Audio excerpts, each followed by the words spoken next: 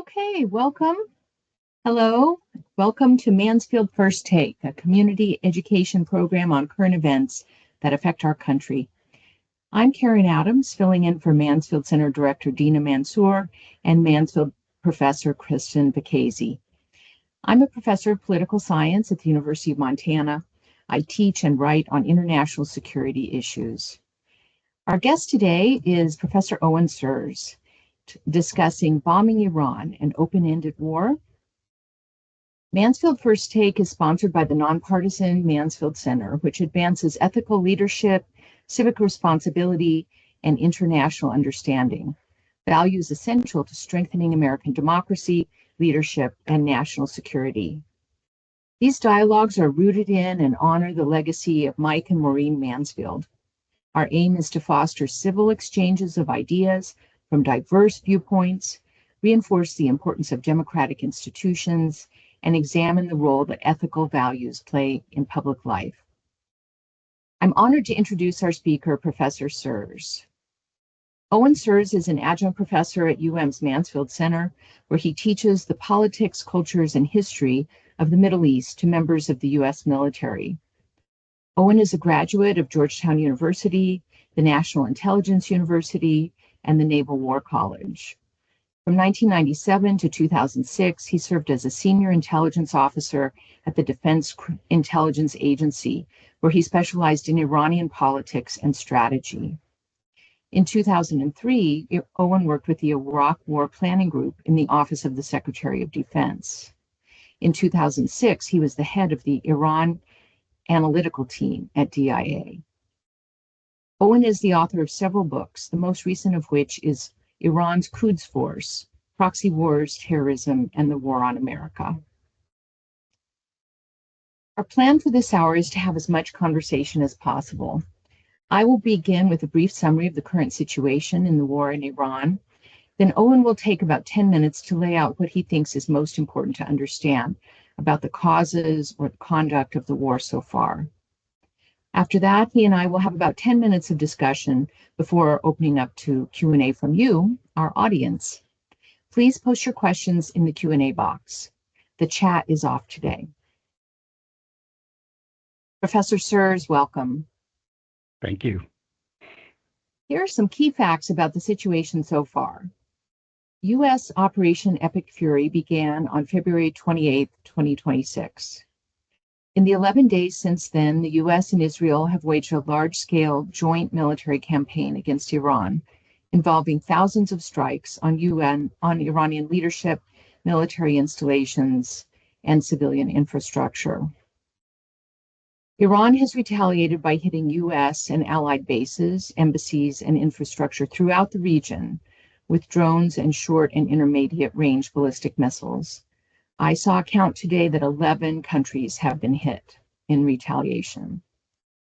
As of yesterday, March 10th, 7 U.S. service members have been killed and 140 have been wounded. Iranian sources say that 1,200 Iranians have been killed, mostly civilians. By contrast, U.S. and Israeli sources say that approximately 3,000 Iranian military personnel have been killed. They offer no count, as I understand it, of civilian casualties. Among the Iranian casualties was the supreme leader, Ayatollah Khamenei, who has been replaced by his son. There are hundreds of thousands of displaced persons within Iran and in the region. Professor Sears, in your view, what is most important to understand about the causes or conduct of the war so far? Do you want me to get into my PowerPoint or just to? Yeah, let's go for it. Okay. So I've got a couple of slides here that I put together just for today's session. And, to basically get my bottom line up front out there, the one key question I think we all need to ask ourselves as educated citizens is, what is the goal of this operation? We've heard a number of different goals. If it was regime change, then the Israeli airstrike that killed Supreme Leader Ayatollah Ali Khamenei seemed to have been, one step in that direction. but he was replaced by his son. So, who says Iran is any different from the other countries in the Middle East when it comes to dynasties? We don't see any signs of major anti regime unrest. I think, contrary to the expectations of the US government and the Israeli government. The Iranian regime's back is to the wall. I think that needs to be emphasized. These guys are fighting for their survival. They know it. And when we talk about they, unlike the time of the Shah, I always emphasize this point, there's not one single point of failure in Iran. We took out the supreme leader, but that didn't mean the regime collapsed. There are multiple nodes in this system, and they're somewhat redundant. So it makes it a lot harder to achieve the kind of regime change that apparently we hope to accomplish, such as we did, for example, when we overthrew Saddam Hussein back in 2003. These are what I think are the key variables to look at. Um, of course, everybody's looking at this because it affects everybody directly. What is the price of oil right now? I was talking to Dr. Adams just a minute ago, and it seems to be about $87. Well, that's considerably higher than it was before the war started. What about U.S. popular support? I mean, we can talk about this more in the question and answer, but I think it's pertinent. What are the US president's perceptions of win loss? We've seen President Trump change his mind quite quickly when it comes to these sorts of conflicts. Is he going to cut bait this time? And then the other thing, it's a little esoteric, but I think it's very important, and it's been brought out in a series of articles in the Wall Street Journal. What is our supply of precision guided munitions? The bombs, but the guided bombs, the guided missiles, the missiles that hit other missiles. There's only a finite supply of some of this stuff, and we don't make it very quickly. So what's happened so far? We've gone through some of this. If you've been reading the newspapers, these are the kinds of targets that we've reached out and hit. The Israelis have been going after Iran's energy infrastructure, for example, which is somewhat controversial because of the pollution it's creating in downtown Tehran, for example. What are the Iranian regime's objectives in all this? Well, I mentioned it earlier. It's straightforward survival. Wait us out. Hold on, dig in, wait them out. Shore up the domestic front, not in terms of offering any incentives, they're far from that, but simply deploying regime security forces into the streets of major cities and scaring people. That's how they stay on top of the game. And I think they hope to improve their negotiation position because they think that sooner or later this is going to be negotiated in some manner or another. Maybe not, in a very public arena at a table, but maybe in the background, a position that they would probably prefer. But they hope that with high energy prices, what they perceive as tepid U.S. public support for the war, maybe greater Chinese and or Russian intervention. This might be a wish. And of course, by expanding the war to others, they hope to get more people on board to say this war needs to stop now. What are our objectives? I mean, I started out by talking about this, but I think it's worth digging a little deeper. They haven't been very well articulated so far. In fact, there have been noticeable disconnects between what President Trump says and what some of his cabinet secretaries have been saying. He has called for unconditional surrender. Well, that's a World War II gold standard that I don't think is remotely achievable in this conflict at this time. Regime change is almost the equivalent, right, of unconditional surrender. Although in the case of Venezuela, we saw how wasn't quite a change of regime, and it wasn't quite an unconditional surrender, but it was swapping out one leader in the ideology with another. Other times, the president has stated, at such point as Iran no longer poses a threat to the U.S. Well, what exactly does that mean? Were they presumably stripped of all weapons? Destroying Iran's missile capability, its navy, and its proxy sponsorship. Or, and I think this is one that is of immediate concern, lifting the de facto blockade of the Strait of Hormuz, which is stopping the oil and gas tankers from going through. The big question, though, is can any of these objectives be accomplished by air power alone? And I think the conventional wisdom says no.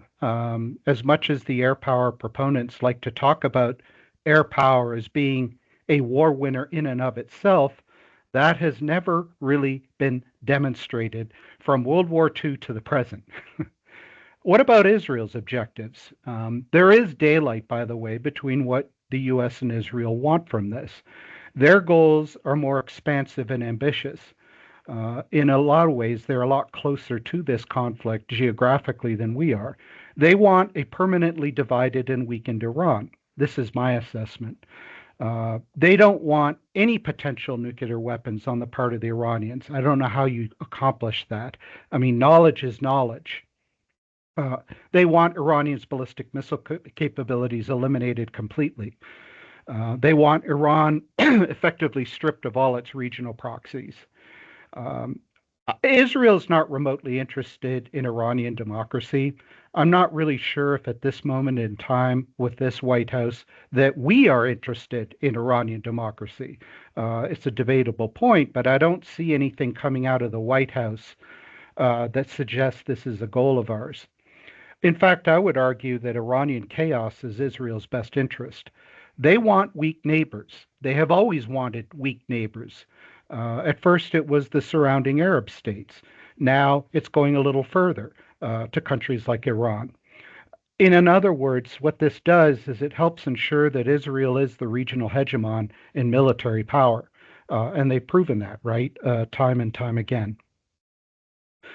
What are the war's results so far? Well, as Dr. Adams mentioned, the Supreme Leader was killed in an airstrike by the Israelis, apparently acting on intelligence that we provided. I would push back on that and say that probably the CIA is claiming credit for something that the Mossad did. That's Israeli intelligence, but that's a debatable point. His successor is his son Moshtaba. Moshtaba is the choice of the regime hardliners. Let's be blunt about this. Moshtaba is not going to be, in my opinion, a fundamentally different person from his father, who was not exactly the most inspiring of leaders. In fact, I was just reading today that Moshtaba has given no public speech to anyone's recollection. He had a very brief career in the Revolutionary Guard, whose commanders are dependable hardliners. As far as we can tell, the regime security apparatus is in control. You'll recall that only a few weeks ago, there were large-scale demonstrations in Iran that killed anywhere up to 30,000 people. We just don't know. But it was easily the most bloody Iranian anti-regime demonstration since 1979. We don't know what the damage is to the nukes. I keep bringing back to this point because after our B-2 bomber strike last June, the president said, we're done. We accomplished our mission. About a week later, the DIA director and public Defense Intelligence Agency director in public testimony said, we're not quite sure if the Iranian program is taken out, and he was immediately fired. I think this is a point that we need to return to because this is one of the justifications for the war. Iran has retaliated against multiple targets in the region, and Dr. Adams, informed us that multiple countries have been impacted by missile and drone strikes. A group called Hezbollah in Lebanon fired retaliatory rocket strikes into Israel that has triggered Israeli responses. There is virtually no oil traffic going through the Strait of Hormuz right now, except what the Iranians are willing to allow, which is their own oil. So speaking of the oil factor, we've known for years that the Strait of Hormuz is a bottleneck. We've known for years that Iran has built up military capability to close it. We have never exactly known what would convince them to close the strait. Well, now we know, right? Killing the supreme leader was probably the gotcha moment. 15 to 20% of the world's oil transits through here. Up to 20% of the world's liquefied natural gas flows through this region. This is a big chunk of the world market for energy. And again, when we talk about these hits on ships that are being reported, the Iranians are being kind of coy, aren't they? Well, we might have done it or we might not have done it, but we want to show you pictures of the hits. although we're not claiming responsibility, is just a way of convincing who? Lloyd's of London, for example, to say, we would not advise you sending your ship through that strait because we're not going to insure you if you do. And so the result is, well, oil and gas prices have been driven up. In conclusion, I'll talk a little bit about the impact on Russia and China. Russia gains and Russia loses, I would argue. The gains are the spike in oil prices. Supposedly, they're not allowed to export oil at all, but we all know they do through various means. And the higher the world oil price, the more money flows into Vladimir Putin's coffers. They benefit from a U.S. that's distracted from Ukraine, that is diverting resources away from Ukraine. And look, it hurts the reputation of the U.S. Russia can point to the U.S. and say, hey, they're doing it too. Why are you criticizing us for Ukraine? The losses, I would argue, amount to simply here's the U.S. striking another supposed Russian ally without any consequence. Venezuela was one. Um, Iran is another, and you might as well throw Syria into the loop since they had a regime change a little over a year ago. What about China? Beijing gains in terms of reputation. And here their Levin moment, right? Hey, we're the stable one around here. Look, the Canadian Prime Minister is banging on our doors. The German Chancellor is banging on our doors. Everybody loves us, apparently. And of course, the U.S. is distracted from a conflict in East Asia. Every munition that's expended in Iran is one less to defend Taiwan in somebody's calculation. But Beijing loses as well. High oil prices. Remember that 80% of Iran's oil exports are actually going to China, and that's taken a cut on what they're earning. And look, it's their failure to act only serves to reinforce the point that the U.S., love it or leave it, is still the one calling the shots in the Middle East. So, in conclusion, I would argue, as many have before me with far greater insight, but successful wars are about achievable goals and means, right? This is classic war college stuff. We have not really defined our goals. I find this troubling from an academic and a political standpoint. This could lead to an open ended commitment. Or alternatively, a White House that has done this just might cut bait and say, hey, we won, we're done, we're out of here. Which might be great for the president and his domestic support, but it's going to have serious consequences for our allies in the Gulf as well as our Israeli ally. What is the desired end state? I mean, I know I'm going to sound endlessly repetitive, but again, this has not been well articulated. Do we want Iranian democracy or do we want regime 2.0 like we did in Venezuela? And we do return to that age old conundrum. Air power can only achieve so much. As our war in Iraq really didn't prove, real power involves boots on the ground. We would not have gotten rid of Saddam Hussein in the way that we did had we not had boots on the ground. Of course, that opened up to a much longer war than anybody had hoped or expected. Of course, boots on the ground, it not only entail an expanded war, but greater risks. And this is a war in which the president made virtually no attempt to build up public opinion prior to launching it, which means he's starting out from a pretty low level in terms of public support. And I think this is going to be a serious consideration as we go forward. So thank you.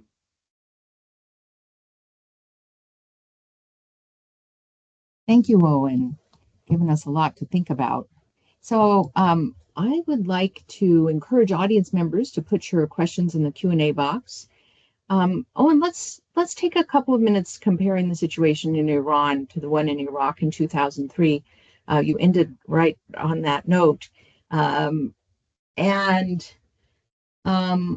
So you and I both have a sort of career in security analysis. I do it from a more academic angle. You've done it more from the intelligence practitioner angle. In 2003, we were both active early in our careers. You were working at DIA and had been assigned to the Office of Secretary of Defense in the policy planning group for the Iraq War. I was a young professor at the University of at Louisiana State University in Baton Rouge. And one of the things I've been really struck by is the difference in the two wars. I mean, both of them really, I would say, are wars of choice. That was apparent early on in the Iraq War, and already, we're starting to see some assessments based on the kind of evidence that you've presented, as well from leading analysts like say Richard Haass at the Council on Foreign Relations and so on. So they have this similar flair of the U.S. has decided that it's necessary for some reason to engage in a war. Most of the rhetoric has been of a sort of preventive war nature. Down the road, Iraq then, or down the road, Iran now could threaten the U.S. and our allies, and so we want to, knock them down at their knees before that happens.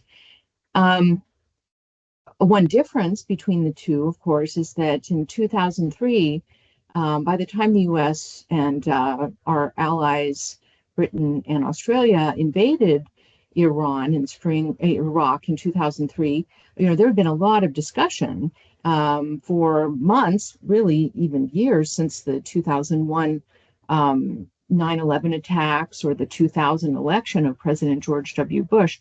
There'd been a lot of talk about the need or the desire of the United States to do something military in Iraq. Here, on the other hand, after last year's 12 days of U.S. and Israeli strikes on Iran, there really wasn't much talk about going back in. We had about a week of speculation before the first U.S. and Israeli attacks on Saturday, February 28th. What are your thoughts about the similarities and differences between the Iraq and the Iran war? Looking either as an outsider now or reflecting on your time as an insider on some of the questions like, for example, is this really a necessary war? And what can we learn from the situation in Iraq, both at the beginning, the more conventional phase of the war, and then the insurgency that developed and basically lasted until we left in 2009? I think the one thing that I would point out as a difference is, remember the coalition of the willing. It was kind of mocked at the time because it didn't include Germany and France, who took great pride in emphasizing they weren't part of George Bush's war on Iraq. But I mean, this alliance is an alliance of two. For all intents and purposes. It's the U.S. and Israel, with the president downplaying whatever contribution the British may or may not make, depending on what happens in British politics. But I'm struck by the fact that we make no bones about it. We really don't care whether we have allies or not in this, except maybe for the Israelis. And even then, I don't know, maybe they're expendable too. The other thing, of course, as you pointed out, is the buildup of public expectations. I mean, we now know, thanks to books by Bob Woodward and others, that the planning for the Iraq War began even while the Taliban was still in power in Afghanistan back in 2001. There was already a shift. And as part of the DIA policy support staff, we began to see this in terms of what policymakers were asking for. They weren't asking for intel on Taliban or Afghanistan. Al Qaeda, yes, but Afghanistan related intel, no. They were asking for a lot about Iraq, which, didn't take a genius to figure out that that was going to be the next target. So the buildup was there. And you all remember when Secretary Powell got up in front of the UN Security Council and, this great dog and pony show with sound and lights and intel and Iraqis supposedly talking about chemical weapons and mobile chemical weapons vans and all of that stuff as a buildup to gaining international support for the war. We saw none of that for this war. We saw a military buildup, and that's hard to disguise. An aircraft carrier that's off the shore of Venezuela at one point is now sailing back to the Middle East. Hate to be those sailors. Apparently, they're on 2 extended tours now. And so we were left trying to figure out, all right, there's a big military buildup taking place, but is the president actually going to launch a war? And of course, I think he had decided some time ago, if the New York Times articles are right, that he wanted to join Netanyahu in this war, but they had to be ready in terms of their defenses for the expected Iranian retaliation. Is this a necessary war? Well, no real argument has been made right now as to the reasons for the war. There's been allusions to nuclear weapons that we were told last June had been destroyed, annihilated. I think those are the words that were used. And now apparently the job wasn't done last June, or was it? I mean, what strikes me is that there's been little attempt on the part of this administration to really explain to the American public just where are we at. And I think the easy answer is we just don't know, which would have been a better answer back in June. But, everything had to be done and accomplished after 1B2 strike then. And so here we are now in what seems to be a war with really no measurable way of saying job accomplished.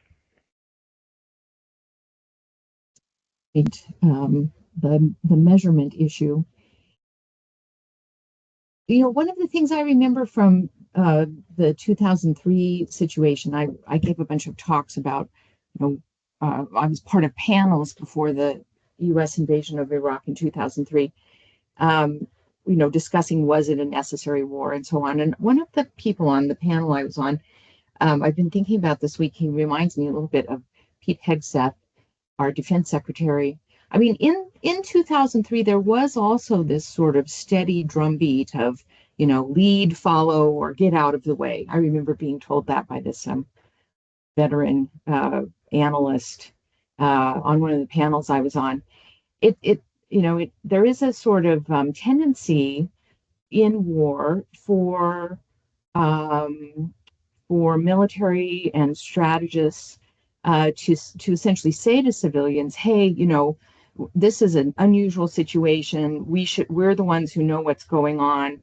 So, don't criticize things too much. It's our job to take this to the end, and then, you can get back involved later." Now, we know from Karl von Clausewitz, the Prussian strategist, in the Napoleonic era, that that's not actually the way that states wage successful wars. That successful wars are always measured according to some sort of policy goal, and whether that's still a reasonable policy goal, whether the goal is still worth the cost, and so on. Um, do you think that the tenor of public conversation is significantly different now, or do you think this is pretty much just kind of how it works, in the U.S. when we go to war, that we tend to have this sort of polarizing effect, that it takes a while for constructive discussion to really start to emerge about whether this was a good idea, how to salvage the situation, and so on? I think it's much more polarized now than then, from what I can tell. I mean, we just have to look at the news. Our news outlets are far more polarized. The decline of the print media, especially the Washington Post dramatic collapse, has taken a big vital element out of our public dialogue on this. I remember as an analyst in the lead up to the Iraq War, I had the job of peddling intel analysis. I was, so what our Iraq group did, or what CIA's Iraq group did, and putting it around various OSD, Office of Secretary of Defense offices. And, I remember this one political appointee looking at me and saying, "You guys just don't get it. You don't get it. You're telling me there are going to be all these problems after we invade Iraq, but we're going to be greeted with garlands of flowers. I don't understand why the intel community is so blind and deaf to the obvious." So there definitely was that back then. I mean, from my low position, I could see this and see a very policy grained angle to it. But at least there was a justification, however warped it was in reality, to establish some sort of better government system in Iraq than they had under Saddam Hussein. there was a commitment of troops on the ground in a military buildup to overthrow Saddam Hussein. This war doesn't have any of that. There's no attempt to lay out the groundwork for why we're doing this war, what are the goals we intend to accomplish with it. There is this suggestion that if we just keep bombing them, they'll eventually knuckle under, maybe regime change. you know, but there's been no real attempt to explain to the American public what the point of this war is. However, we look at the George W. Bush presidency, at least there was an attempt, an effort, and opinion polls weren't great Yes. on the eve of the 2003 war, but it was about 70%. I mean, here right now, if you believe CNN or public broadcasting, the opposition to the war is over 56 to 60%. This makes it very difficult, I think, for the president to articulate why we need to continue this war, because he hasn't even bothered to explain why we're there in the first place. Right. We have some questions in the Q&A related to this comment about the public discussion and in particular the role of Congress. So in the Constitution, the Congress has the responsibility of declaring war, but of course since World War II, Congress has not declared war. Instead, we've had the president has done various sort of workarounds. For example, in the Korean War, um, we said that, well, we were asked to do this by the UN Security Council, and so it wasn't really, it was an operation, but not a war. There's a lot of sort of parsing around what a war means. But I mean, as you say, not only did the US under the Bush administration go to the UN initially with a resolution requesting Security Council authorization, and then pulled it when it was clear that it wasn't going to get that, and then just went ahead and used the coalition of the willing. Well, also the Bush administration, which seemed pretty shocking in 2003 in terms of the Congress not actually trying to vote on a declaration of war, but instead simply passing a resolution supporting the war. Well, we haven't even had a discussion like that in the Congress. There was an attempt last week to essentially censor the president, but that failed. So I think we've done a good job there addressing some of these congressional issues, and there is also this question of how this might affect the fall elections. I think you've done what we can do so far in terms of that, in terms of pointing out that really it is quite unusual for the president not to get a rally around the flag effect when they go to war. And instead, we really haven't seen that here. And there's a quite divided opinion, even among Republicans, on the necessity of this war. One question I'd like you to answer, Owen, came in before the event began about the nuclear agreement that the U.S. and Iran had, the U.S. and our allies had with Iran from the Obama administration. And it relates to another question about whether the war was necessary. I mean, it seems to me, Iran was staying pretty much within its box. The leadership had said pretty repeatedly it wasn't going to get nuclear weapons. I don't see, I'm not aware of any provocation that would have meant that a war was necessary at this time. Do you see failures in the nuclear agreement that made this war necessary? I think the nuclear agreement, when it was agreed, signed by multiple parties, not just the U.S. and Iran, but European allies, Russia, China, etc., was the best you were ever going to get. You're never going to get an ideal agreement, which will appease your war hawks all the way down to your doves. It's just not going to happen. And Iran had a lot of assets in its favor that allowed it to, negotiate hard. The president, in his first term, in his first months in office, abrogated the agreement back in 2017, and said it's a terrible deal. It should never have been negotiated. But he never offered an alternative to the deal. All right. So the deal's done. the Iranians said, okay, well, we're going to continue to enrich. And we're going to enrich as much as we want because we're not bound by any agreement.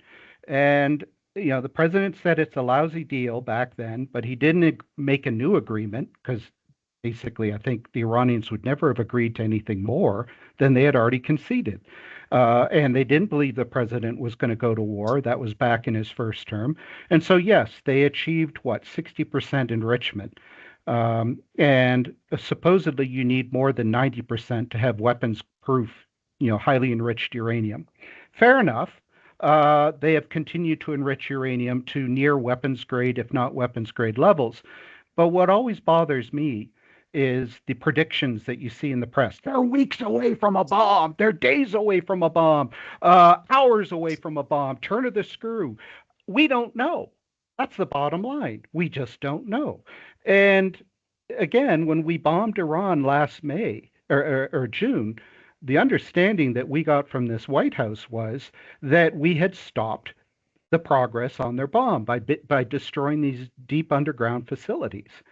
But apparently that's not any longer the case because we're bombing these nuke facilities again. Now, what we do know is that back in 2003, then Supreme Leader Ali Khamenei supposedly issued a fatwa that forbade Iran from using nuclear weapons. All right. I mean, we can all say, yeah, do you trust them? Of course not. But if you want to look at a counter argument, look at Benjamin Netanyahu's comments on Iran's nukes. They go back to the late 1990s. Back in 1998, I was barely in DIA, and I remember Netanyahu proclaiming that Iran was weeks away from a bomb. Well, here we are in 2026. And so when we use the excuse that they're days or weeks away from a bomb as a reason to bomb them this time, I just don't believe it. Because we bombed them before for the same reason, and apparently it wasn't enough. Now, do I want to see an Iran with a bomb in the Middle East? Absolutely not.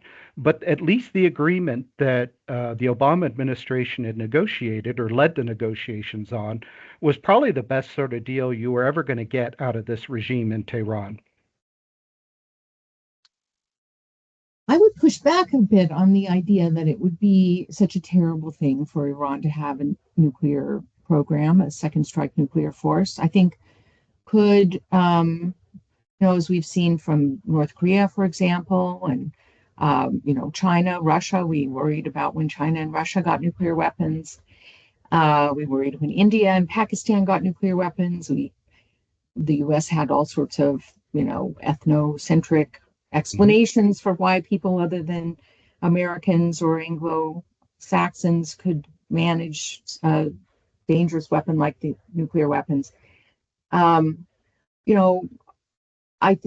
find it really interesting that in spite of the polarization in the United States, which I agree is really extreme right now on many issues, there still is quite strong bipartisan agreement that just on the face of it, we should all agree that Iran should not have nuclear weapons and that anything that we can do, we should do to prevent Iran from getting nuclear weapons. I think ultimately Iran probably will have nuclear weapons. I think it's probably more likely now that Iran will get nuclear weapons sooner than later. I think that also means it's likely that Saudi Arabia will get nuclear weapons. There have been discussions about that just in open source press in the last month or so about about Saudi Arabia, having some discussions with the U.S. about that possibility. Obviously, with the kind of surveillance that's possible now, it's very hard for countries to develop their own nuclear weapons with, secretly enough and deploying them in second strike forces that in a way that they're not vulnerable in the transition to actually becoming a nuclear state. So that raises some questions about how and whether and when other nuclear states like Russia and China might help their partners to protect themselves and also to protect their own interests. Another analogy I've been thinking of a lot recently is the Obama administration campaign in Libya, which was basically just an air support campaign of our NATO allies. against the regime there. But you know that conflict just really created a sea change in President Putin's view towards U.S. activity, and I think I really think we should learn some lessons from that. That it's one thing to say, well, we'd really like to see that regime change, and people pile on for all sorts of political, military, and humanitarian reasons. But the political, military, and humanitarian effects of a collapsed regime, a chaotic situation in a destroyed nation, a destroyed country, are profound. Mhm. And so it's really hard for me to understand how one can argue, on the one hand, that they want to avoid forever wars and then engage in this kind of wholesale destruction, perhaps even because of the chaos that countries hope will follow. One question we have here from our colleague Steve Levine is whether the Trump administration might be trying to refocus the public away from domestic issues that are troubling to the Trump administration. I would raise a parallel question with regard to Israel. I mean, President Netanyahu in Israel, remains in power because the country is on a wartime footing. And so I'm wondering, you've studied the region for a long time. You know a lot about domestic politics in the U.S. as well as a former administration member or member of the executive branch serving the administration. What do you think about this diversionary war explanation? I mean, it would sort of explain some of the things you pointed out about, the reasons not quite adding up, the sort of normal reasons or face reasons not quite adding up. I think there's what surprised me the most about the first 2 weeks of this war are the number of articles that have come out. I'm thinking specifically the New York Times that address the Israeli angle in all this. The extent to which Benjamin Netanyahu exerted a tremendous amount of influence on the White House to join him in this war.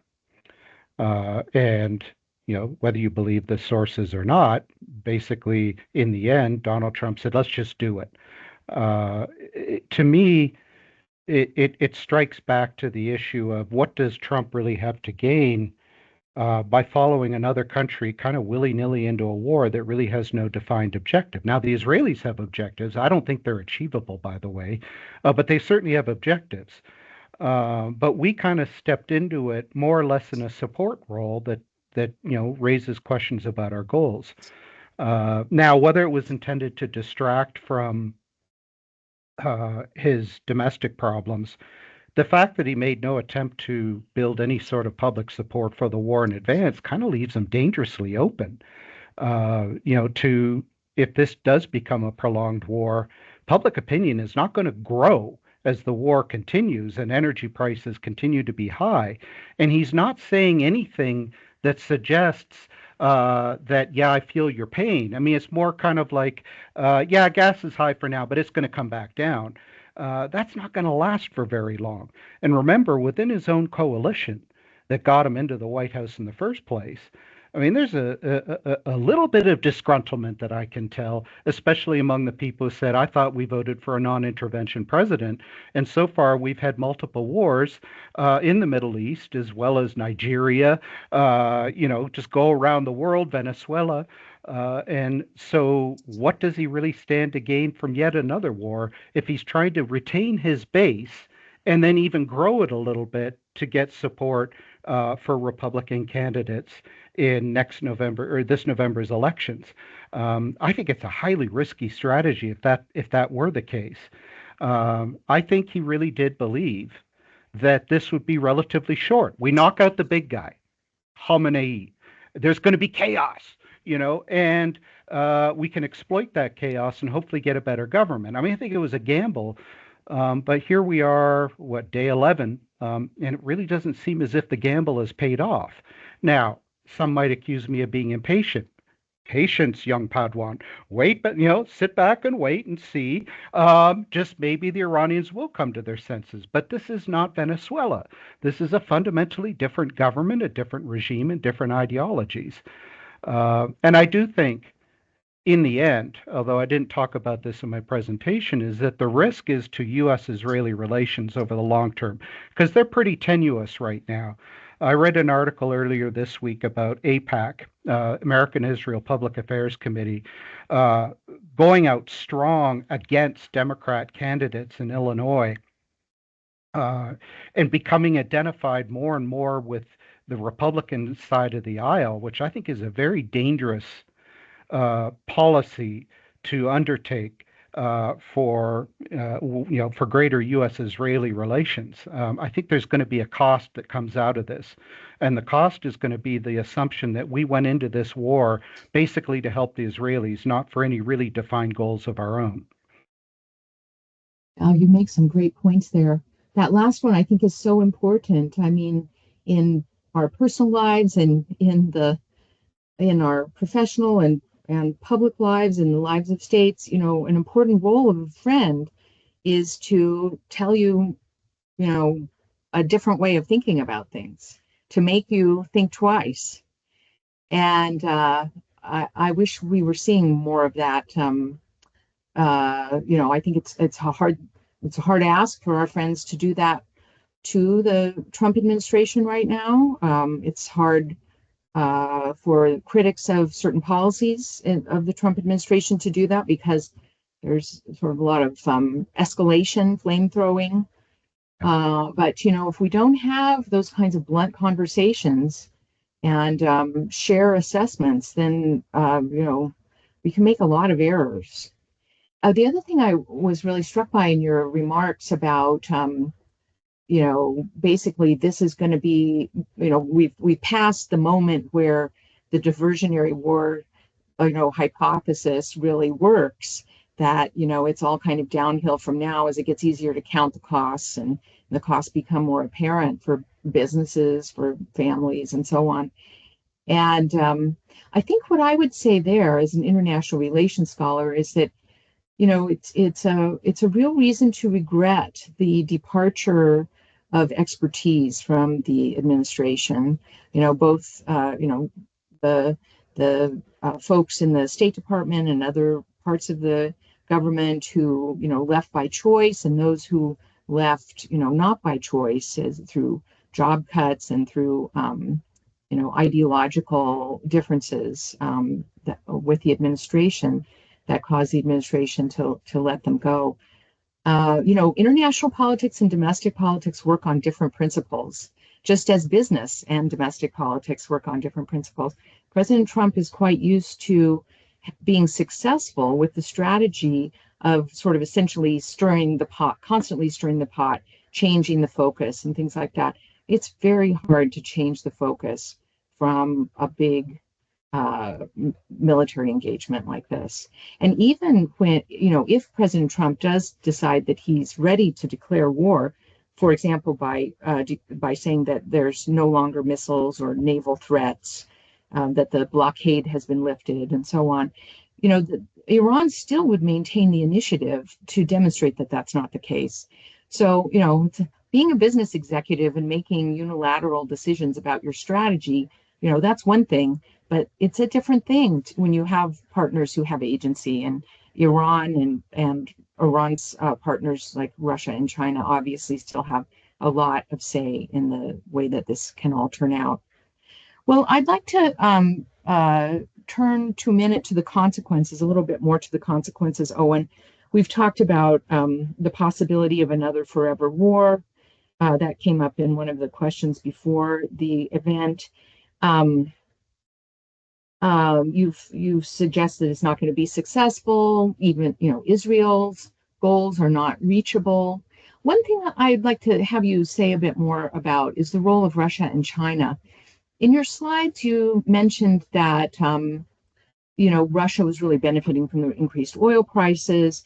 One thing I wonder if you could say more about would be Russia's role in the war. I understand that Russia has been helping Iran with targeting, providing intelligence for targeting, just like the U.S. has been helping Ukraine with intelligence with targeting, ostensibly not targeting in Russia proper, although that may have changed now, I'm not sure.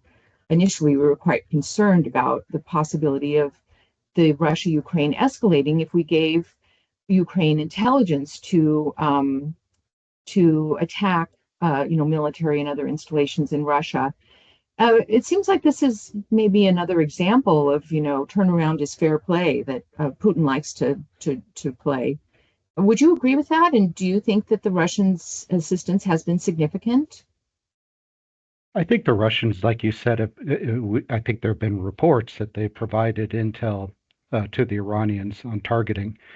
And the American president's response was basically to shrug, which to me is just, I don't understand what the American president's blind spot is when it comes to Russia and what they've been doing for over a decade plus now, but it's there and it's obvious.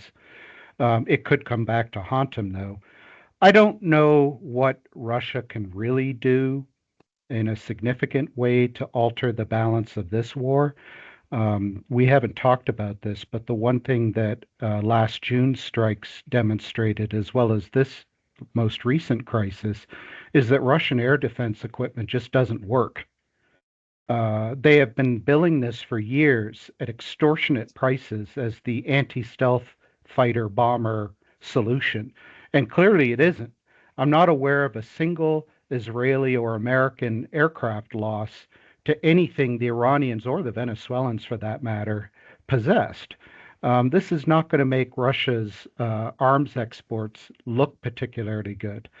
But in terms of, yeah, what goes around comes around, I think this is, like you said, a classic example of Putin saying, all right, you support Ukraine and you give them all those weapons. Well, I'm going to do what I can to make things life miserable for you in Iran, and I'll do whatever I can to make sure that happens.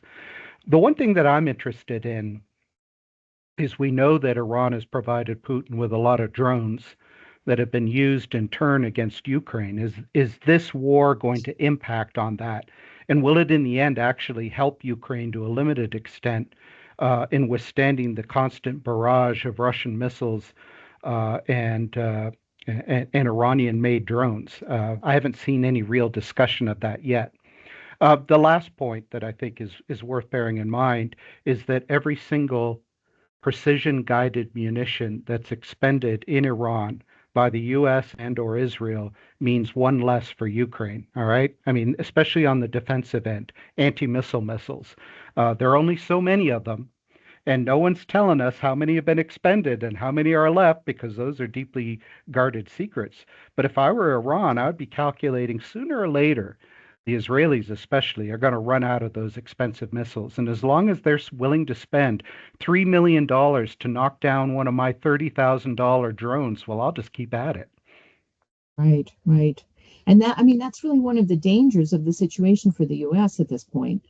Iran can easily hold forces in reserve, allow President Trump to declare victory, and then demonstrate that, well, actually, it still has these forces. And that's not an unusual outcome in, post-Cold War conflicts. So, remembering, say, the U.S. war in Kosovo, after the ceasefire, suddenly it turned out a whole bunch of the targets that the U.S. had been hitting were decoys, and far more Serbian forces managed to survive than we thought. Let's talk about China for a moment. Russia's a major supplier to China of things like air defenses and so on. That isn't looking so great right now, from the point of view of China's ability to defend itself if it needs to do so after it takes Taiwan.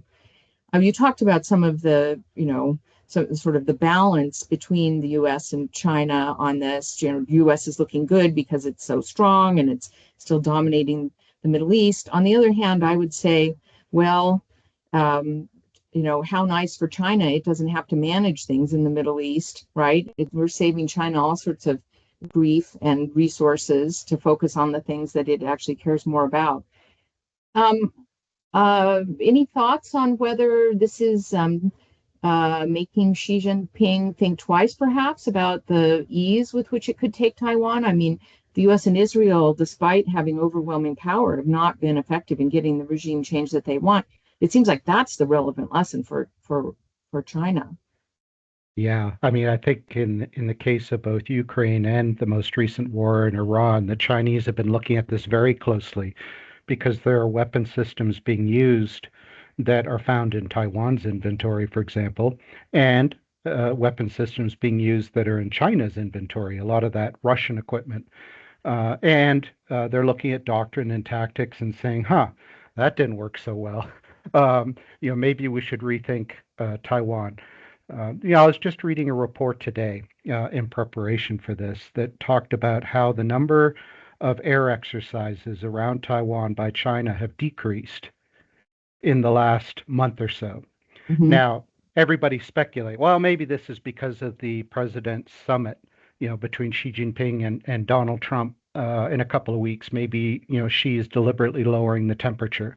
Or maybe the Chinese, because of all of those purges of the senior Chinese leadership that's taken place over the last year and a half, maybe this is actually having operational consequences, or maybe it's just the Air Force deciding, we're going to, we're going to ramp down some of this activity, check out what's been done, and then go back to it. I mean, no one really knows. Like everything with China, it's a bit of it's a bit of an analytical problem because we just don't know what they think. All we can see is what they do and try and make assumptions on that.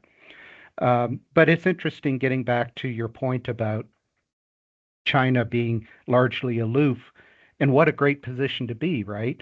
I liken it to the United States in the Middle East prior to 1956 and the Suez Crisis, right? When the British and the French were the ones who were holding the water, so to speak, for the West in the Middle East. And President Eisenhower, when the British and French intervened, said, "Oh no, you don't."